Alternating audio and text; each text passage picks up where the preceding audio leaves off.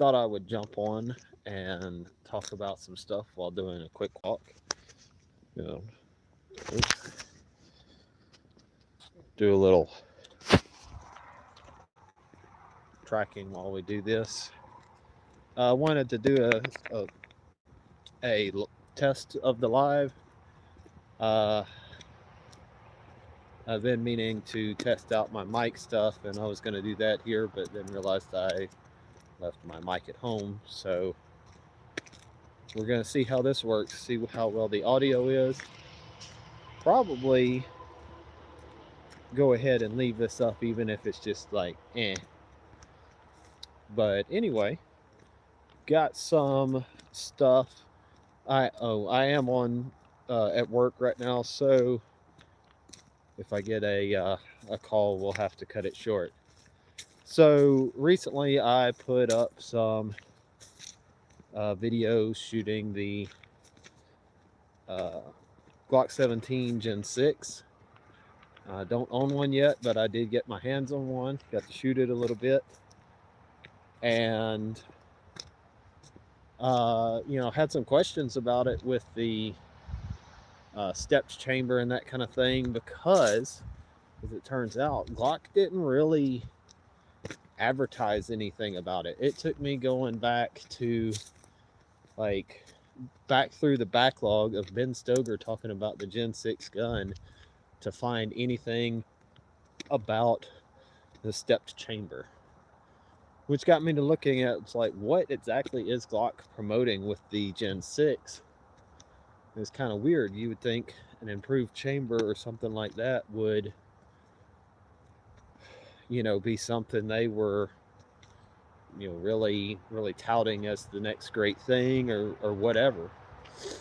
So I got a list here that I made of everything that's on Glock's website, and then I added, was it like 4 or 5 new things or other things that I have noticed or found on the internet that's not specifically listed. So I wanted to go over those real quick. But first, if you haven't seen my shorts, the videos of shooting the gun and the questions and all that, it's in my shorts. You can go over there, check them out. There's 3 of them. The thumbnail all has something about the Gen 6 Glock 17 or whatever in it. So pretty easy to find, pretty recent. It's hard to talk this much and walk like this. Oh well. So let's see, I'm gonna flip the camera around real quick. Let's stop walking so you can read this. But basically, these are the items that Glock lists on their website.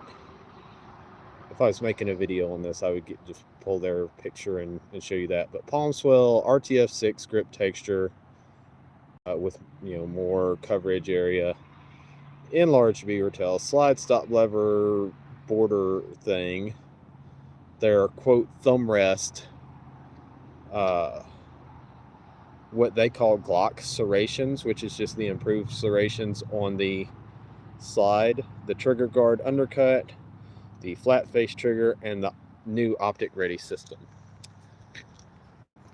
So let's talk about those real quick. First off, the palm swells. That was probably my most concerning, the thing I was most concerned about when I saw the new Glock, because it's like, hang on.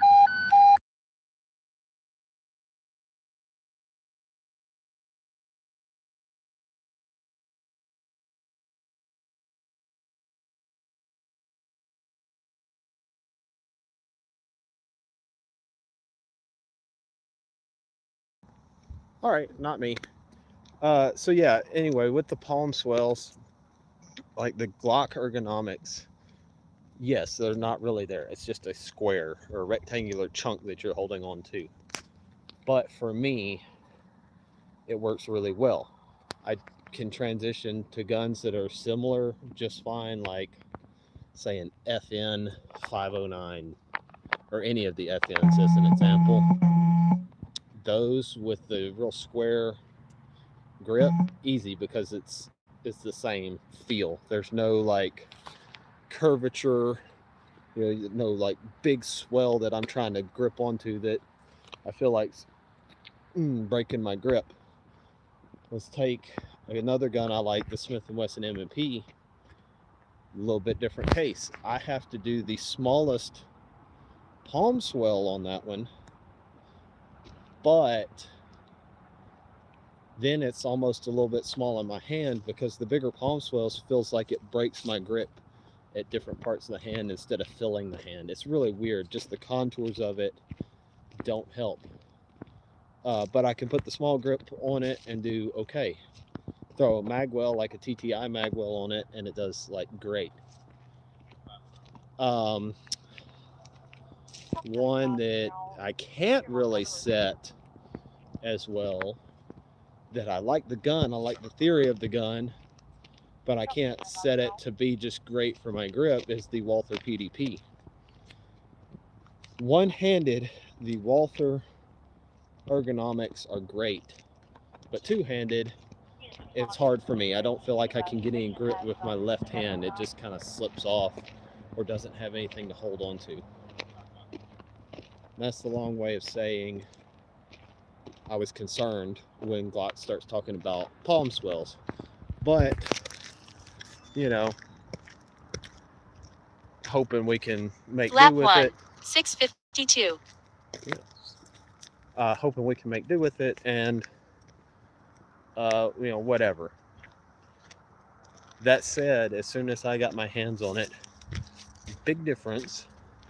A little bit smaller diameter, so if you feel like it needs to be bigger already, you're not in luck. But if you feel like the Glock's a little bit too big in your hand, you are in luck. And it felt great. Like, legit was a amazing feel.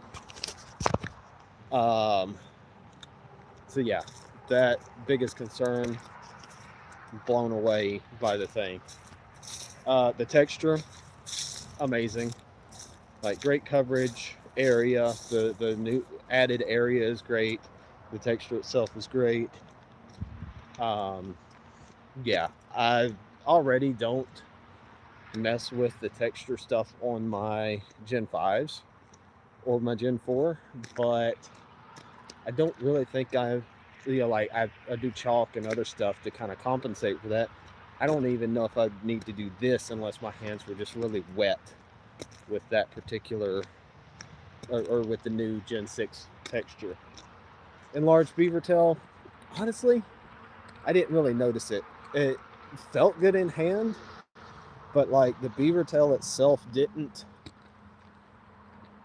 it didn't really show me like any pros or cons.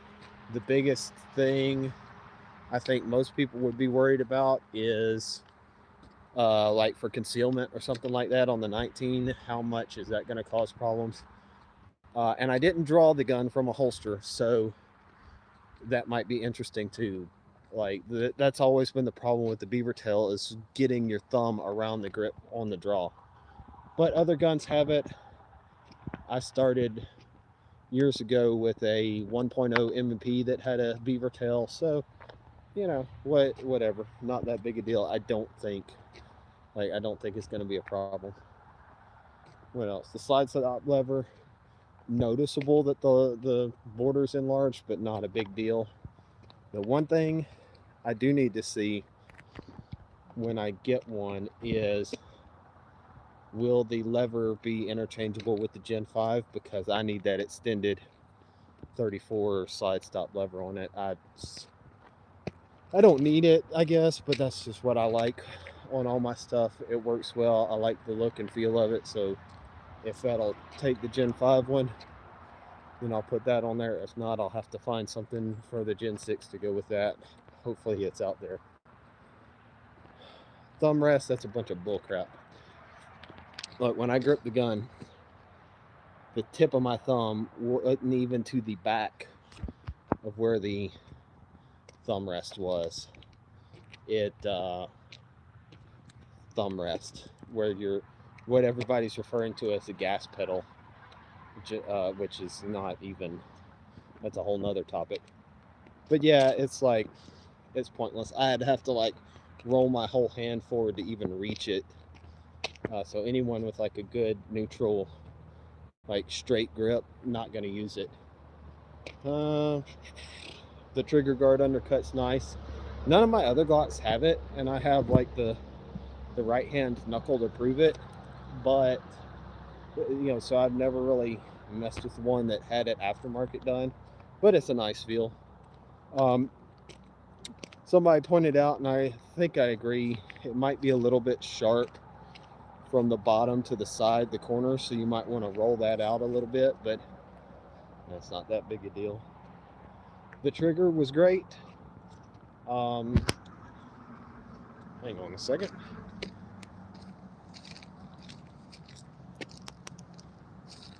What is that? Huh. Might have to cut this short. Yeah, real quick though, the trigger was great. Not a bad trigger pull. I'd probably run it stock for a while. It feels like the good Gen 5 triggers, but with a different shoe, a little bit shorter reach, which felt great. And it's also like that also means I might can use it for my son. He was looking at having to get an M&P for the shorter trigger reach, but turns out the Glock mic can do this. So when I get one of those, I'll let him try it and let him choose between the M&P and the Glock. And that'll be kind of cool for him to have more options. And then the last thing Glock, kind of brags about, and this is really the only mechanical upgrade unless you count the trigger, that's not an ergonomic or looks, it's the optic system, which we didn't really look at the other day, but I think, in theory, it's a really cool system. We'll see how well it works. So to move on real quick to the things I noticed, we've got supposedly a magwell size increase from the Gen 5, just slightly. That's what somebody told me. I didn't measure it. The single recoil spring, which is more of a Gen 3 style. The stepped barrel chamber, which is what started all of this. An updated extractor system, which is to accommodate the new optic system, and then the slide on it is the G17, or it's the G17 name, but it's the 47 is the 17 is the 47. Then so everybody's complaining about the sights. Look at me, look. If you're worried about the plastic sights in 2026, you're crazy, because you're going to put a red dot on it. If you don't put a red dot on it, if Glock upgraded the sights and put some metal sights on it that cost $50 more or whatever, it wouldn't be the right sights that you wanted, and you'd have to change them out anyway, and the whole gun would be more expensive as it is. So get over it.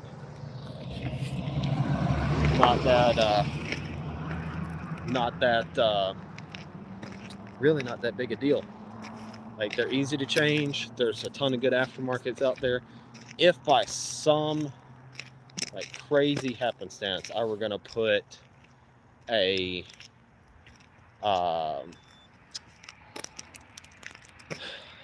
lap 2, 728. That's not what I meant by help me out. If I, by some chance, we're going to put iron sights on my Gen 6 pistol, or any Glock pistol for that matter, or any pistol for that matter, I'm going to put a set of Dawson fiber optic front, black rear sights, and call it done. Like, any brand of pistol, any of your 3-dot white sights, any of your steel sights, plastic sights, whatever, they're all trash. You can't use them precisely. Could you shoot something? Yes, but you could shoot something with the stock Glock sights, just like they are. So just get over it. Like, it's not a thing. And then the last thing I have on here is the YouTube channel Competitive Shooter's Journey. Watched a video from them this morning talking about the Gen 6. He had one that he was playing with, and he actually took the Radian ramjet off of his Gen 5 that was made for the Gen 5 and put it in his Gen 6 and then actually shot it. I heard of another channel that tried that and said it fit, but they didn't shoot it. He actually shot it and says it worked, but I would probably wait for some word from the actual companies, Radian or Glock or somebody, before just running with that. To me, that's a little sketchy. But, you know, let him do his thing. I thought it was interesting. I assumed it would not fit. I've got a Radian ramjet on a 19 slide that I run in a 19 or a 45 configuration, depending on the mood, and it's a blast. So the fact that you can do that potentially in the Gen 6 is neat. So anyway, that is, I found it weird. There's 1, 2, 3, 4, 5 different items not on Glock's list of their marketing on their website about what the Gen 6 is doing. And my noticing the stepped brass, the guy that had the gun that I shot, he pointed it out to me, and noticing that and talking about it made me realize there's a whole lot going on that you know, they're not talking about or whatever for whatever reason. So, you know, I kind of did some digging on all of that, and you know, that's what I found, and I wanted to share it. Thought it was interesting. I hope this audio works. We may do another live here in a little bit once I review this and see how the sound does, and try to con somebody else onto getting on, so I'm not just talking to myself while I'm walking in circles. Y'all have a good rest of the day. Happy New Year, happy 2026. And got a couple matches coming up and then a dry spell, which hopefully I'll explain in another live or video at a later date. But gonna try to keep some random videos or maybe some live streams here and there going. So that's all we got. Now I got to figure out how to end this thing. There's all kinds of buttons. X maybe? X marks the spot. Are you sure you want to stop streaming? X marks the spot. That's it, guys. We'll see y'all.